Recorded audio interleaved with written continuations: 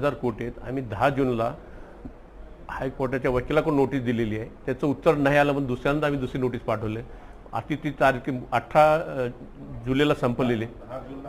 10 जुलैला पहिली दिलेली तर 10 जूनला दिलेली आहे.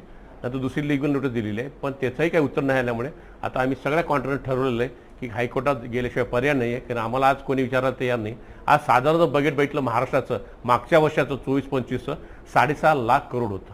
आता काही जे योजना वाढले, लाडकी बहीण, जे काही दुसरे वाढले, त्यांना 60-70 हजार कोटीचा बोजा वाढलेला आहे. त्याच्यामुळे आता 25-26चं जे बजेट आहे महाराष्ट्राचं 7,25,000 कोटीचं आहे. पण तसं बघितलं तर 50% 3-3.5 कोटी तर गव्हर्नमेंटच्या पगारी पेन्शनमध्ये जातं.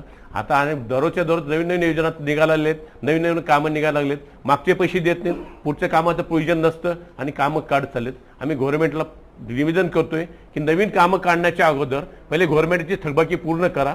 त्याच्यानंतर तुमची नवीन कामं काढत असाल त्या कामाच्या पैशाची जी व्यवस्था करा, मग नवीन कामं काढा. काय होतं हल्ली कामं काढत चाललेत, योजना होत चाललेत, पण पैसे मिळत नाही आहे. त्याच्यामुळे आज यंग जनरेशनचं हर्षद पाटलांनी केलेलं आहे हे फार दुःखद. आम्हाला सगळं शॉक बसलेला आहे की आपण आज म्हणतो की भारतामध्ये बिल्डर्स असोसिएशन ऑफ इंडिया ही दुसरी संस्था आहे ॲग्रिकल्चर नंतर.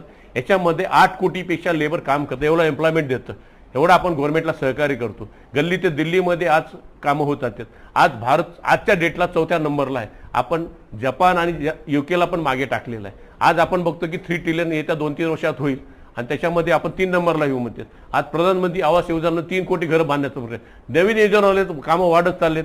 आज नॅशनल हायवेचा स्पीड जर बघितला तुम्ही 40 किलोमीटर पर डे आहे. हे 10 वर्षापूर्वीपर्यंत 10 ते 12 होतं. कामं वाढत चाललेत, नॅशनल लेवलला कामं होत राहिलेत. पण तुम्ही जर नॅशनल लेवलचे जेवणचे असते तिथं पैसे मिळतात, पण महाराष्ट्र स्टेटमध्ये पैसे मिळत नाही. ही दुःखाची गोष्ट आहे. आपण म्हणतो डेव्हलपमेंट चाललं नेशनचा जोरात चाललेलं आहे. गडकरी साहेब मध्ये माझ्या पैशाचा काही प्रॉब्लेम नाही आहे, हेच नॅशनल लेवलला एकदम ओके चाललं आहे. पण महाराष्ट्रामध्ये जे कामं चाललेत ते थकबाकी होत चाललेली आहे. मागे जसं चेअरमन साहेबांनी सांगितलं की बजेट नसताना कामं काढले जातात, त्याच्यामुळे हा मोठा प्रॉब्लेम येऊ लागला आहे. दुसरी गोष्ट म्हणजे आज जे कामं झालेत, आता टेक्नॉलॉजी वाढत चाललेली आहे, मशिनरी वाढत चाललेली आहे, त्याच्यामुळे कामं फास्ट चाललेत.